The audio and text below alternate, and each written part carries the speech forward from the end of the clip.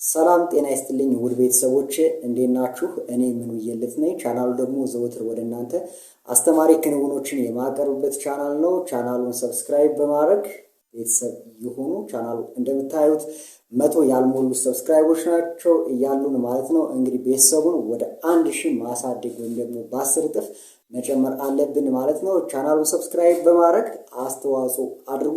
አመሰግናችኋለሁ። ዛሬ ይዤላችሁ የመጣሁት እጅግ በጣም የምትወዱት እና ኢንተረስቲንግ የምትሆኑበትን ስቶሪ ነው። ስቶሪው እንደምታውቁት የጃክ እና የሮዝ ወይም ደግሞ የታይታኒክ ስቶሪ ነው። ታይታኒክ እንግዲህ 1997 ላይ ከአውሮፓ ወደ አሜሪካ በሚጓዝ መርከብ ላይ ታይታኒክ መርከብ ላይ የተፈጠረ ድንቅ ክስተት ነበረ። እንግዲህ ክስተቱ አሳዛኝ ክስተት አለው፣ እንዲሁም ደግሞ ላይክ አስተማሪ ክስተት አለው።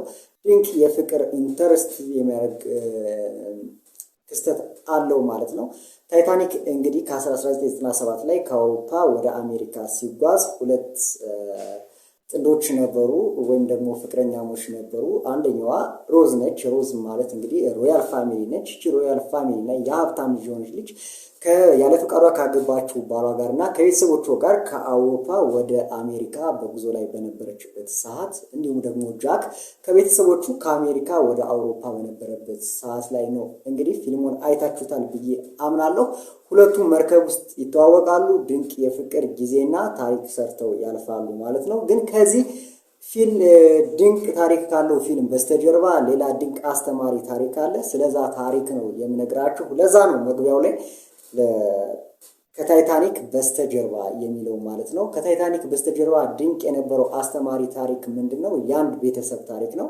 ይህ አንድ ቤተሰብ ማለት አንድ ሰውዬ ስራውን ይለቃል፣ ቤቱን ይሸጣል፣ ከአውሮፓ ወደ አሜሪካ ሄዶ ስራ መስራትና ህይወቱን መቀየር ይፈልጋል ማለት ነው። ሙሉ ቤተሰቡን ይዞ መሄድ ነው የፈለገና ስራውን ለቆ ቤቱን ሽጦ 7 የመርከብ ቲኬቶችን ይገዛል ማለት ነው። ያ ማለት ለአንድ ሚስቱና ለ5 ልጆቹ ማለት ነው። መርከቡ ማታ 2 ሰዓት አካባቢ ሊነሳ፣ ምሽት ላይ ግን ከሌሎቹ እህትና ወንድሞቹ ተለይቶ አንደኛው ልጅ ወጦ ሲጫወት እንግዲህ ያበደ ውሻ ይለክፈዋል ማለት ነው። እስኪ አስቡት፣ ልጃችሁን ወይም የሆነ ጓደኛችሁን ወይም አንድ እናንተን ሊያስቀራችሁ የሚችለውን አካል እብድ ውሻ ለከፈው። ስራችሁን ለቃችኋል፣ ቤታችሁን ሽጣችኋል፣ ከአውሮፓ ወደ አሜሪካ ሄዳችሁ ለመኖር አሜሪካ ብዙ ነገር አሬንጅ አርጋችኋል፣ አውሮፓ ያላችሁን ነገር ደግሞ ሉዝ አርጋችኋል ማለት ነው። ግን ልጁን ውሻ ለከፈበት። ልጁን ውሻ ሲለክፍበት የሰውየው አማራጭ ምን ነበረ? ስራውን ለቋል፣ ቤቱን ሽጧል፣ አሜሪካ ልጁን የሆነው ይሁን ብሎ ትቶ መሄድ ወይስ ልጁን አሳክሞ አውሮፓ እያማረረ መኖር? ሰውየው የመረጠው የአባትነቱን ምርጫ ነበረ። ያ ምርጫ ምንድነው? ሰውየው ልጁን ጀስት መደብደብ መግደል ነው የፈለገ፣ ግን ደግሞ ስቲል የውሻ ልክፍት ህመም ላይ ስለሆነ ልጁን ማሳከም ነበር የነበረበት። ልጁን ይዞ ወደ ሐኪም ቤት እያጉረመረመ ይሄዳል ማለት ነው።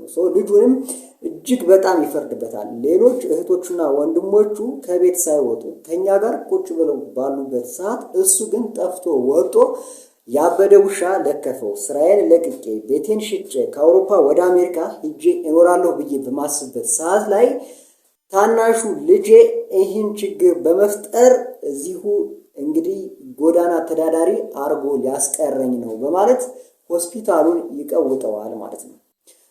እንዲህ እየሆነ ልጁ 24 ሰዓትና ከዛ በላይ የሚሆን በሕክምና ላይ ሆስፒታሉ ውስጥ ቆየ ማለት ነው። መርከቡም ጉዞውን ጀምሮ ሄደ ማለት ነው።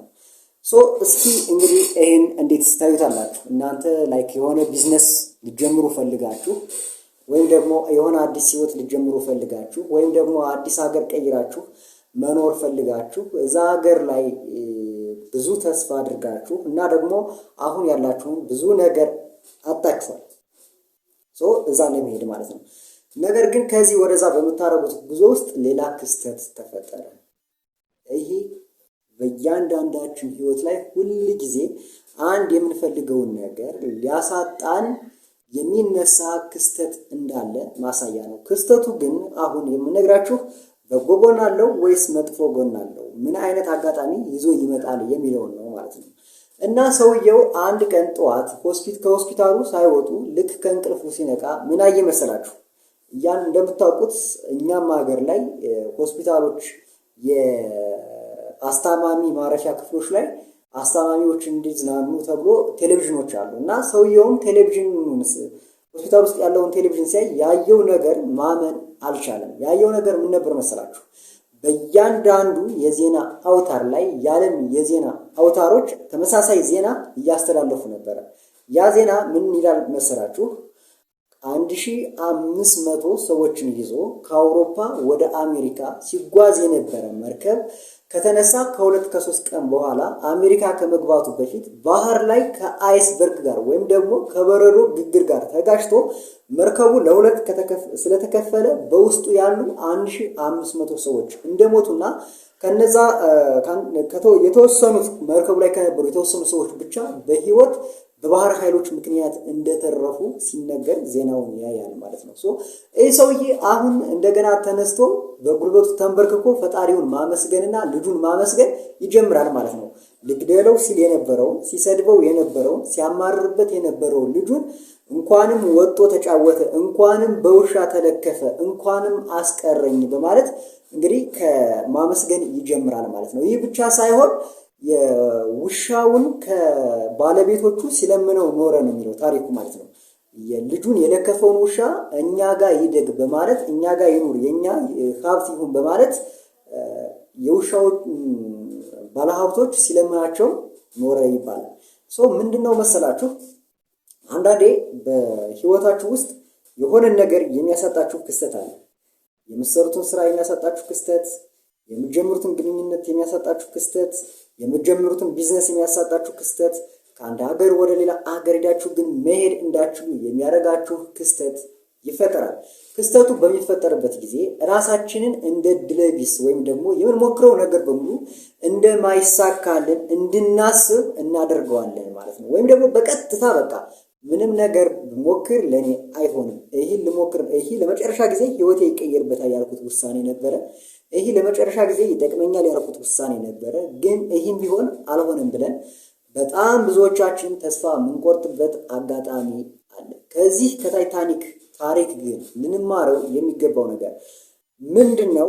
አንድ ነገር በአደጋ መልኩ ስለተፈጠረ ብቻ መጨረሻው አያምርም ማለት እንደሆነ መማርና ማስተዋል መቻል አለብን ማለት ነው። የሆነ የቀረ ነገር ሲቀር ጦሳችንን ይዞ ሊቀር ይችላል። ያልገባህበት ስራ፣ የተቋረጠ ሪሌሽንሺፕ፣ የከሰርክበት ቢዝነስ ወይም ትርፋማ ያልሆንክበት ቢዝነስ ወይም ደግሞ ቀይረው የነበረ ስራ፣ ልገባበት የነበረ መስሪያ ቤት፣ የሆነ የህይወት አጋጣሚ ሲቀር መልካም ነገርን ብቻ አይደለም ይዞ የሚቀር ያ ነገር ከኛ ጋር የኛ በመሆኑ ምክንያት ያን ነገር እኛ በመስራታችን ምክንያት ከሊከሰቱ ከሚችሉ ሌላ አደጋ ከያዙ ክስተቶችን እኛን ሊጠብቀን ይችላል ማለት ነው።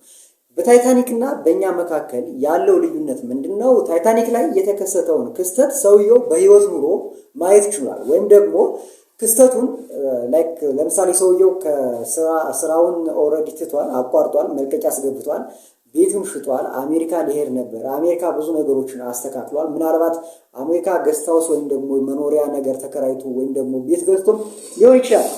እነዚህ ሁሉ ነገሮች ናቸው የቀሩ።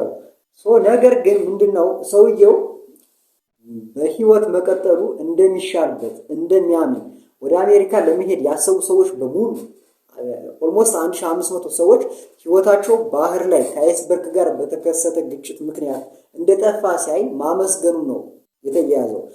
ግን እኛ ወይም አንተ ምን ነገር ላታይ ትችላለህ መሰለህ? ለምሳሌ ባልገባህበት ስራ ምክንያት የቀረብህን አደጋ ላታስተውለው ትችላለህ ማለት ነው። ወይም ደግሞ በተቋረጠው ሪሌሽንሺፕ ምክንያት የቀረብህን አደጋ ላታስተውለው ትችላለህ። ወይም ደግሞ በከሰርከው ቢዝነስ ምክንያት ያጋጥምህ ይችል የነበረውን አደጋ ሳታየው ልትቀር ትችላለህ። ያ ማለት ግን አደጋው አልነበረም ማለት አይደለም። በእያንዳንዱ ሁኔታ ውስጥ መሞከር አሪፍ ነው፣ መወዳደር አሪፍ ነው፣ የሆነ ቢዝነስ መጀመር አሪፍ ነው፣ የሆነ ስራ መስራት አሪፍ ነው። ለዛ ላይክ ሊያስፈልጉ የሚችሉትን የሆኑ ኤሌመንቶች ኮሌክት ማድረግ እነዛን ኤሌመንቶች ለምትፈልገው ዓላማ ማመሳጠር አሪፍ ነገር ነው። ነገር ግን ዓላማው አልሆነም ማለት ያፈለገው ነገር አልሆነም ማለት በረከት ብቻ ቀርቶብሃል ማለት አይደለም። አንድ የምትፈልገው ትልቅ ነገር ትልቅ የሆነ አደጋ ሊዞብህ ሊመጣ እንደሚችል ከታይታኒክ ላይ መማር መቻል አለባችሁ። ዛሬ እንግዲህ ኦልሞስት ከአንድ ወር በኋላ ነው የመጣሁ። ለአንድ ወር አካባቢ ጠፍቼ ነበረ በፐርሰናል ምክንያት ማለት ነው ቪዲዮ መቅረጽ ስላልቻልኩ ዛሬ እንዲሁ በዚች አጭር ታሪክ መምጣቴን ላሳያችሁ ብዬ ነው። በሰፊው እንገናኛለን በሚቀጥሉት ቀናቶች በሚቀጥሉት ሳምንታቶች አሪፍ ኮንተንቶችን ይዤ እመጣለሁ። እናንተ ግን ሰብስክራይብ እያደረጋችሁ አበረታቱኝ። እጅግ በጣም አድርጌ አመሰግናችኋለሁ። ይመቻችሁ።